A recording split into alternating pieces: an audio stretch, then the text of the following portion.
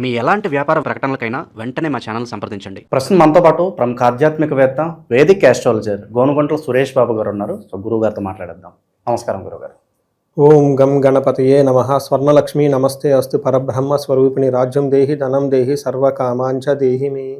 గురుగారు, శ్రీ పరాభవ నామ సంవత్సరం ఉగాది రాశి ఫలితాలు చర్చించుకుందాం. దీనిలో భాగంగా కుంభరాశి వాళ్ళకి ఈ సంవత్సరం ఏ విధంగా ఉంటుంది, ఏళ్ళనాటి శని తాలూకు ఇంపాక్ట్ ఎంతవరకు ఉంటుంది, ఉగాది పచ్చడిలో ఏ ఫ్లేవర్ ఈ సంవత్సరం వీళ్ళకి ఎక్కువగా తగులుతుంది అంటారు?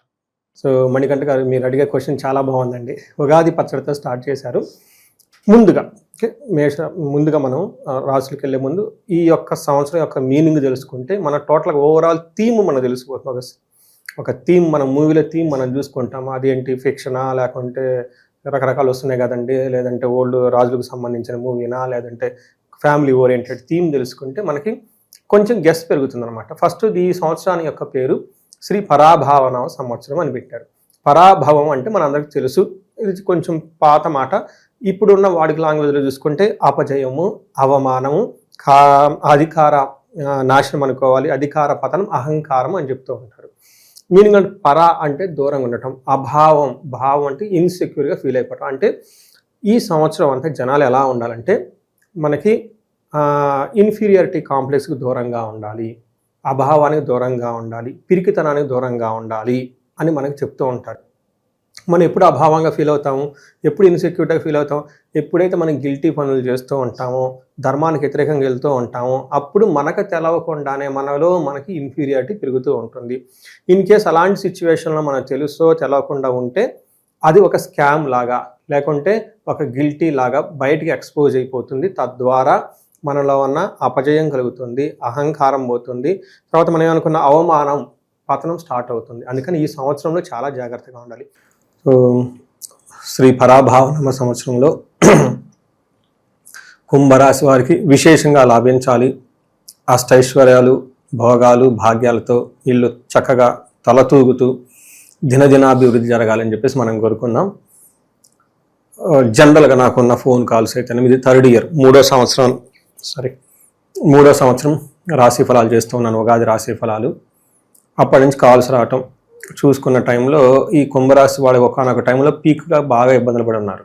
మొదట్లో 1 year బ్యాక్, లాస్ట్ ఇయర్ చాలా వరకు ప్రాబ్లమ్స్లోంచి పీక్ డౌన్ పోయేసి మళ్ళీ ఇంప్రూవ్మెంట్ రావటం వీళ్ళకి జరుగుతూ ఉంది.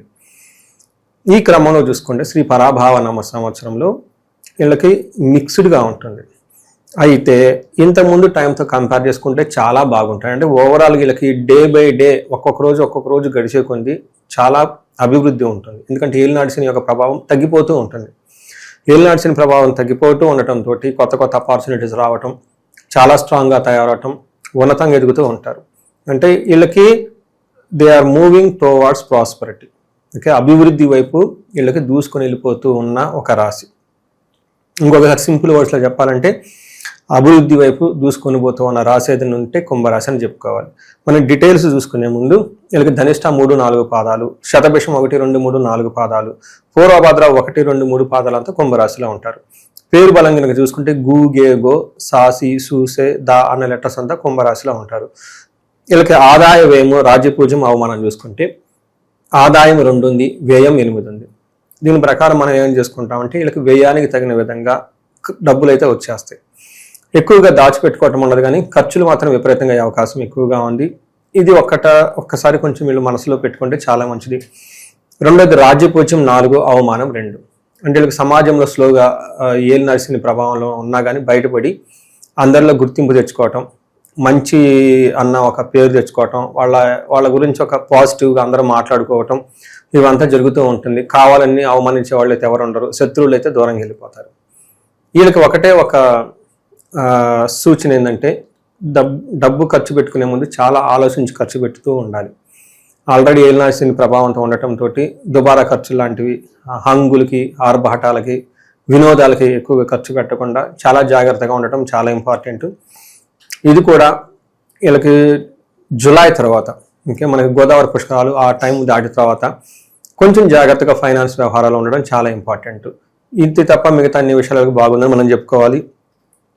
వీళ్ళది గ్రహ సంచారం కనుక చూసుకుంటారండి, శని 2వ ఇంట్లో ఉన్నారు, గురువు 5వ ఇంట్లో జూన్ వరకు ఉండి అక్కడ నుంచి 6వ ఇంట్లోకి వెళ్తూ ఉన్నారు. తర్వాత రాహు వచ్చేటప్పటికి ఎక్కువ ఈ ఇయరంతా వీళ్ళకి ఫస్ట్ హౌస్లో అంటే జన్మ రాశిలోనే ఉండటం, తర్వాత 7వ ఇంట్లో కేతు ఉండటంతో ఎలా ఉంటుందంటే జన్మరాశిలో రాహు ఉండి కొంచెం మానసికంగా అశాంతిగా వేరే వాళ్ళతో గొడవలు సృష్టిస్తూ ఏలినాడు శని యొక్క ప్రభావంతో ఉండటంతో ఈ యొక్క శని ప్రభావంతో ప్రతిదీ స్లోగా నిదానంగా జరుగుతూ ఉంటుంది. దూకుడుగా ఏది ఉండదు వ్యవహారం. తర్వాత గురువు వ్యవహారంలో చూసుకుంటే వీళ్ళని గ్రేట్ ప్రొటెక్టర్, జూన్ దాకా వీళ్ళని బాగా ప్రొటెక్ట్ చేస్తూ ఉంటాడు.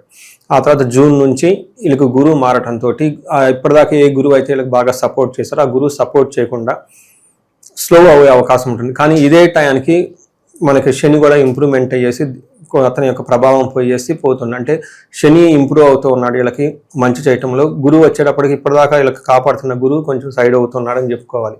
వీళ్ళకి కొంచెం ట్రికీగా ఉంటుంది, కొంచెం స్లో అండ్ ఏమంటారు చూసుకొని జాగ్రత్తగా వెళ్ళే టైం వీళ్ళది.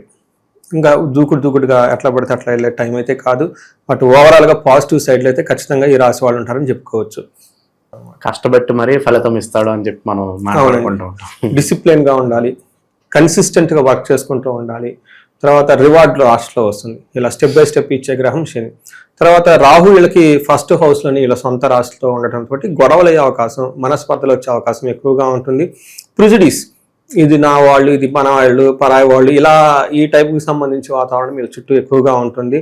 దేశ సంచారం, ప్రవాసం, రాహు ఫస్ట్ హౌస్లో ఉండటంతో ఉన్న ఊర్లో ఉన్న ప్లేస్లో కాకుండా దూరంగా ఉండే అవకాశం ఎక్కువగా ఉంటుంది.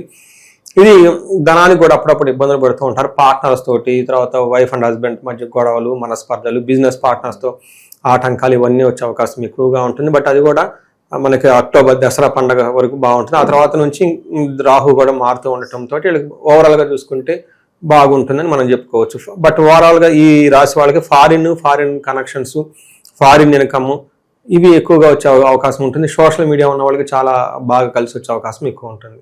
ఇది మనకి సూక్ష్మంగా కుంభరాశి వాళ్ళ గురించి చెప్పుకోవచ్చు. ఈ రాశిలో ఉన్న నక్షత్రాల వాళ్ళకి ప్రత్యేకంగా ఈ సంవత్సరం ఎటువంటి ఫలితాలు ఉంటాయి? సో నక్షత్రం ధనిష్ట, శతభిషం, పూర్వభాద్ర నక్షత్రాలు ఇందులో ఉంటుంది. ధనిష్ట నక్షత్రం వాళ్ళకి ఓవరాల్గా సంతోషంగా ఉంటారు, రాజ్య లాభము, ఏదో ఒక పదవి ఖచ్చితంగా ఒక ప్రమోషన్ అవన్నీ వచ్చేస్తుంటుంది. ఎందుకంటే వీళ్ళకి దినాభివృద్ధి జరిగే రాశి ఈ కుంభరాశి. తర్వాత ధన వృద్ధి జరుగుతూ ఉంటుంది. అయితే కొన్ని విషయాలు జాగ్రత్తగా ఉండాలి. ఒకటి హెల్త్ కాంప్లికేషన్స్, రెండోది ధన నష్టం కూడా చూపిస్తుంది ఫస్ట్ ఫ్యూ మంత్స్లో. తర్వాత అనుకున్న పని అక్టోబర్ మంత్లో కాకుండా ఇబ్బంది పడే అవకాశం ఎక్కువ ఉంటుంది. ఇది కొంచెం గమనించుకోవాలి. తర్వాత శతభిష నక్షత్రం వాళ్ళకి రాజ్యలాభము, చక్కగా మంచి పదవి వస్తుంది, పట్టాభిషేకం, ఉన్నతమైన పొజిషన్కి వెళ్తారు, ధనవృద్ధి, ధనం చక్కగా బాగుంటుంది, సంతోషమయంగా ఉంటారు. ఈ శతభిష నక్షత్రం వాళ్ళు నాకు బాగా చాలా వీడియోలు చెప్పుకుంటా బాగా ఇష్టం. ఎందుకంటే ఈ శతభిష నక్షత్రం నేను ఫస్ట్ ఈ సోషల్ మీడియా ఇలా ఇంటర్వ్యూలు ఇవ్వడంతో స్టార్ట్ చేసుకున్నప్పుడు బిగినింగ్లో నక్షత్రాలు సిరీస్ చేస్తున్నప్పుడు ఫస్ట్ 2 నక్షత్రాలు చేసిన ఎక్కువ వైరల్ కాల, 2000 3000 అలా వెళ్ళింది. ఈ శతభిష నక్షత్రం ఓవర్ నెట్లో 12,000 చూశారు. దాదాపు 30-40 వేల మంది, అది దాదాపు 70,000 దాకా వెళ్ళిపోయింది. అందులోంచి చాలా కాల్స్ నాకు వచ్చినాయి ఈ శతభిష నక్షత్రం వాళ్ళు. ఫస్ట్ కాలు శుభం ఒక లేడీ చేసింది. పాపం వాళ్ళు చాలా రోజులు నాతో టచ్లో ఉండేవాళ్ళు. అందుకని శతభిష నక్షత్రం వాళ్ళకి అప్పట్లో కుంభరాశి వాళ్ళకి ఏలినాడు శని బాగా ఎక్కువ స్టేజ్లో ఉండి ఎక్కువ కాల్స్ అక్కడి నుంచి వస్తూ ఉండే అనమాట. నాకు ఇప్పుడు ఎందుకు హ్యాపీగా ఉందంటే ఈ పరాభావ నామ సంవత్సరంలో అన్ని విషయాల్లో బాగా చక్కగా హ్యాపీగా ఉన్న నక్షత్రం శతభిష నక్షత్రం. అందుకని నేను పర్సనల్గా హ్యాపీ ఫీల్ అవుతాయి, వీళ్ళకి అన్ని విధాలుగా బాగుంది కాబట్టి. పూర్వభాద్ర నక్షత్రం వాళ్ళకి సంతోషకరంగా ఉంటుంది, రాజ్యలాభం ఉంటుంది, ధనవృద్ధి, ధనలాభము, సుఖము, హెల్దీగా ఉంటారు. హెల్త్ లాస్ట్ ఇయర్ ఎండ్లో కొంచెం ఈ పూర్వభాద్ర నక్షత్రం వాళ్ళు హెల్త్ కాంప్లికేషన్స్ ఉండే అవకాశం ఎక్కువ ఉంటుంది.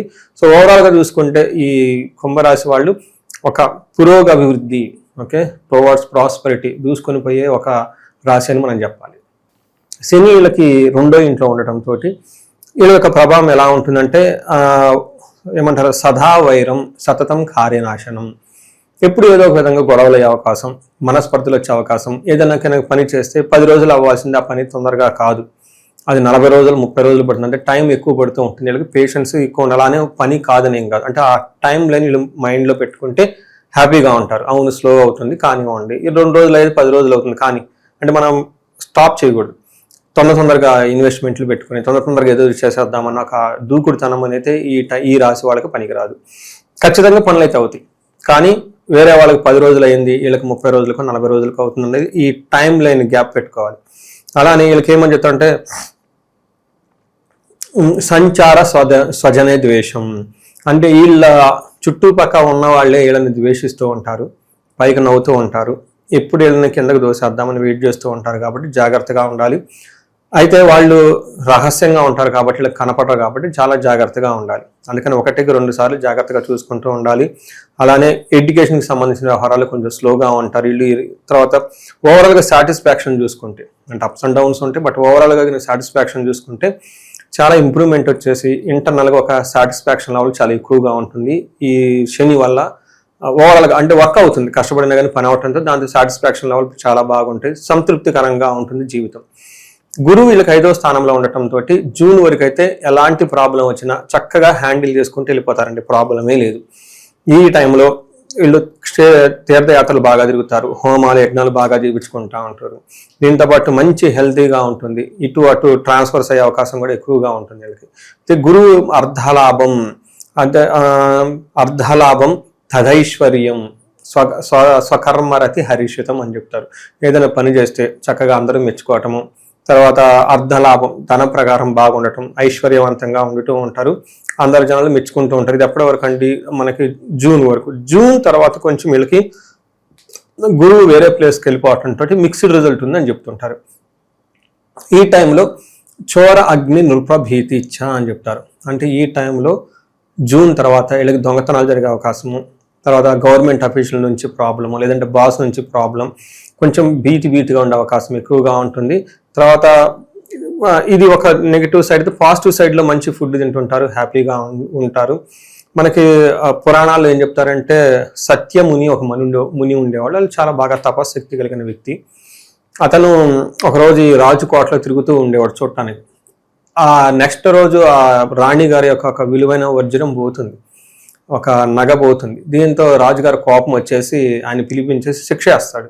తర్వాత రాజుగారు తెలిసిపోతుంది ఇతను కాదు, ఇతను చేయలేదు, వేరే వాళ్ళు చేశారు, అది ఎక్కడో రాణిగారు మిస్ప్లేక్ చేసుకున్నారని పిలిచేసి అతనికి క్షమాపణ చెప్పేసి అతనికి ఇవ్వాల్సిన ఇచ్చి పంపిస్తూ ఉంటారు. ఇది ఎందుకు చెప్తున్నామంటే ఈ జూన్ తర్వాత ఇలా అంటే ఎగ్జాక్ట్గా జరుగుతుందని కాదు, ఇలా వీళ్ళకి పాపం తప్పు లేకపోయినా వీళ్ళ మీద నిందలోకి రావటం, అనవసరంగా వీళ్ళని ఏదో చేసే అవకాశం ఎక్కువగా ఉంటుంది. ఇది కొంచెం గమనించుకోవాలి. అందుకనే చోర అగ్ని నృప భీతి అంటారు. అంటే దే ఆర్ ఇన్నోసెంట్, కానీ వాళ్ళ నుంచి వచ్చి ప్రాబ్లమ్స్ వచ్చే అవకాశం ఎక్కువగా ఉంటుంది. ఇది మనకి పురాణాల్లో ఒక స్టోరీ కూడా ఉంది. ఆ ముని కూడాను గురువు 6వ స్థానంలో ఉండవచ్చు. అందుకని ఈ గ్రహాలు మునుల దగ్గర నుంచి దేవతల దగ్గర నుంచి ప్రతి ఒక్కళ్ళకి పీడించకుండా అయితే ఖచ్చితంగా ఉండవు. కొంతమంది ఒక థియరీ కూడా చెప్తా ఉంటారు, ఏమండి మాది పలాని రాశి, శని రాశి వాళ్ళకి ఇబ్బంది పెట్టరంట అని. అలా ఏముండదు. నేను చెప్పినమ్మా 0.001% శని డిస్కౌంట్ ఇవ్వడు. డిస్కౌంట్ ఇచ్చే గాడ్ శని కాదు, 100% పర్ఫెక్ట్గా ఉండే గాడ్ ఆయన. అందుకని మీది ఏ రాశి అయినా కానీ, ఎలాంటి రాశి అయినా, ఏలినాడు శని కానీ అర్ధాష్టమి శనిలో వాళ్ళు ఖచ్చితంగా శని పెట్టుకొని చేరాల్సిందే. కర్మఫలం తీసేస్తాడు. అంతకుముందు మీరు ఓవర్ యాక్టింగ్ ఎక్స్ట్రాలు ఇవన్నీ చేసేస్తుంటే మొత్తం కట్ చేసి భూమి మీద పెట్టే గ్రహం, ఏకైక గ్రహం ఎవరంటే శని. ఇంటర్నల్గా ట్రాన్స్ఫార్మ్, మీకు రాంగ్ లాజిక్ ఉంది, రాంగ్ పర్సెప్షన్స్ ఉన్నాయి, ఇవంతా బుర్రలో పెట్టుకున్నారంతా తీసేసి భూమి మీద నిలబెట్టే ఒక వ్యక్తి ఎవరంటే శని. ఈ శని వీళ్ళకి ఎప్పుడు శని ఇవ్వకుండా ఉండడండి రిజల్ట్. చాలా మందికి తెలవదు, కాకపోతే ట్విస్టులు పెట్టేసి ఇస్తాడు. ఇక వీళ్ళకి ఈ సంవత్సరం టర్నింగ్ పాయింట్ అంటే ఏం చెప్తారు గురుగారు? వీళ్ళకి టర్నింగ్ పాయింట్ అంటేనండి, శని ఏలినాటి యొక్క శని ప్రభావం చాలా తగ్గుతూ ఉంటుంది. గురువు ఇప్పటిదాకా కాపాడాడు, కానీ తర్వాత గురువు అంత ఎక్కువ సపోర్ట్ ఇవ్వకపోయినా కానీ ముందుకు వెళ్తారు. అది ఒకటి. ఫారిన్ కనెక్షన్స్, కొత్త కనెక్షన్స్తో వీళ్ళకి మొత్తం మళ్ళీ రీస్టార్ట్ చేసుకుంటారు. ఒక కొత్త న్యూ బిగినింగ్ ఈ శ్రీ పరాభావనామ సంవత్సరం వీళ్ళకి జరుగుతూ ఉంటుందండి. ఈ సంవత్సరం విశేషంగా ఎటువంటి పరిహారాలు దైవారాధనలో ఉంటే బాగుంటుందంటారు? వీళ్ళకి ప్రతి ఒక్కరికి కుంభకోణం నవగ్రహ టెంపుల్స్ చూసుకోవాలి. తర్వాత శని పిప్పలాద స్తోత్రం చదువుకుంటూ ఉండాలి. శనికి సంపూర్ణ శాంతి పూజలు చేయించుకోవాలి.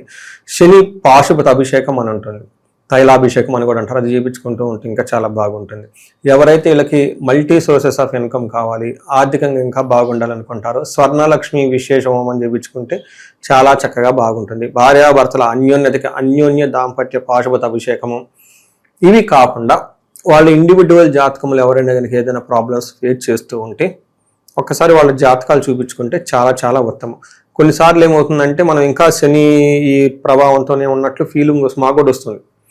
కానీ శని తన ప్రభావాన్ని రోజు రోజుకి తగ్గిపోతూ ఉంటారు కాబట్టి కొత్త కొత్త ఆపర్చునిటీస్ రావాలి. ఈ టైంలో రాలేదు అంటే కారణం ఏంటంటే వాళ్ళ ఇండివిడ్యువల్ జాతకంలో ఏమైనా దోషాలు ఉన్నాయా, శాపాలు ఉన్నాయా అవి చెక్ చేసుకోవాలి. అవి చెక్ చేసుకొని వాటికి సంబంధించిన పరిహారాలు, ఆ దశలో అంతర్దశకు సంబంధించిన వాళ్ళ యొక్క నాయకులు, ఆ గ్రహాలకు సంబంధించిన శాంతులు చేసుకుంటూ, విశేష శాంతులు చేసుకుంటూ ఉంటే 1-2 సార్లు ఖచ్చితంగా రిజల్ట్ అయితే ఉంటుందండి. రిజల్ట్ రాకుండా ఏముండదు. ఎందుకంటే కుంభరాశి వాళ్ళకు కూడా లాస్ట్ హోల్ ఇయర్లో ఏలినాడ్సిన ప్రభావంతో ఉండటంతో చాలా వరకు దగ్గరుండి నేను పూజలు చేయించాను, నేను అభిషేకాలు చేయించాను, నేను పాశుపత అభిషేకాలు చేయించాను.